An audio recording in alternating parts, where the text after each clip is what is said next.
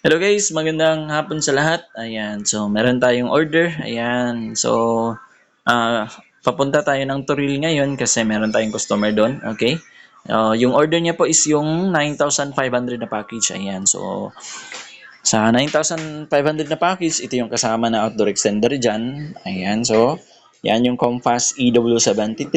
Ayan, so ito po yan. Okay? Ayan, so ito. Ganito po yung ano niyan, original po. May yung hindi po may mga compass kasi na ano, mga peke. So kapag ganito yung ano niya, font niya, yan, make sure na ganito po. Yan, so dahil original po yan. Okay? Ayan, syempre kasali sa package yung dalawang tig 10 meters na Cat6 LAN cable. Ayan, so dalawa po yan. Okay? Yan, kaya siya dalawa kasi yung isa from vendor to your internet router. And then yung isa is yung ano, from vendor to outdoor extender. Ayan, so dalawa po. Okay? Ayan, syempre kasali sa package yung ating 2x3 na tarpaulin. Ayan, 2x3 po size niyan. Okay? Ayan. And then, syempre, yung ating vendo na curve box. Ayan po, curve po yan. Okay? Naka-anti-hook na rin yan po. And then, naka-lead frame. Ayan. So, makikita nyo. Ayan. Sige, try natin mag-connect dyan sa, ano, sa outdoor extender. Ayan.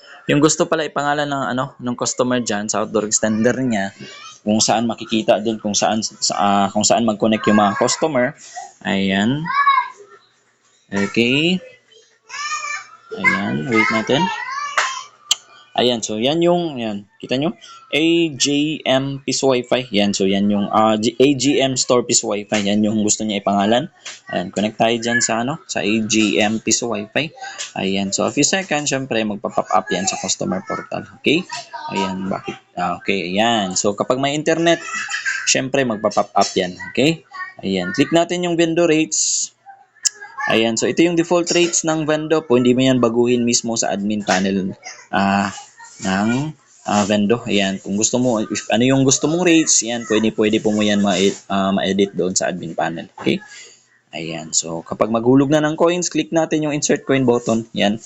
Ayan, so meron tayong mga ano dyan, mga bago at saka lumang coins. Ayan. So, syempre yung coins lahat, tumatanggap na yan ng 20 peso coin. Ayan.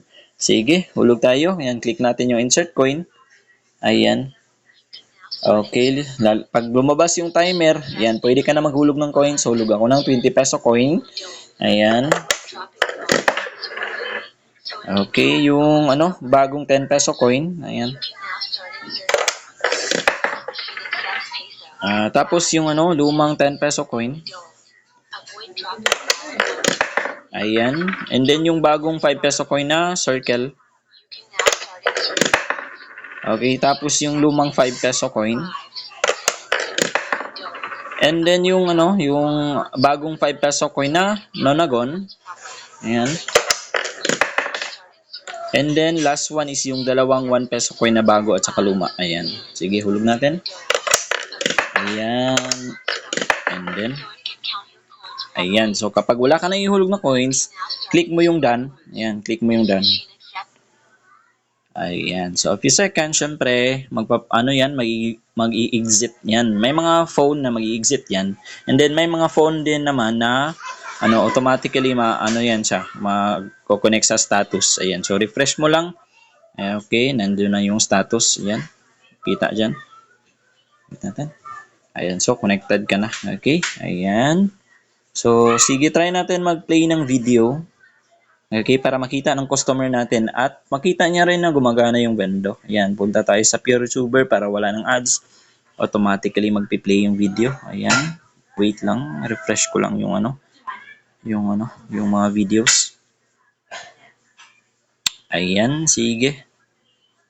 Yan, so makikita nyo sa taas, yan, connected ako sa AGM Piso Wi-Fi, AGM Store pala. Piso Wi-Fi, hanap tayo ng video. Yan, play natin yan, okay? Ayan.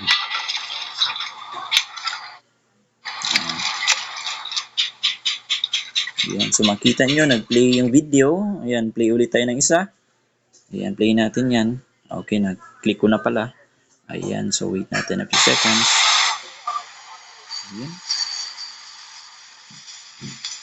Ayan, so nag-play yung video. Tapos connected tayo sa AGM Store Piso Wi-Fi, meaning po gumagana yung Vendo. Ayan. Walang problema po yung Vendo. Okay? Okay, disclaimer po. Yung Vendo po, nagdidepende lang po talaga yan sa internet connection. Okay?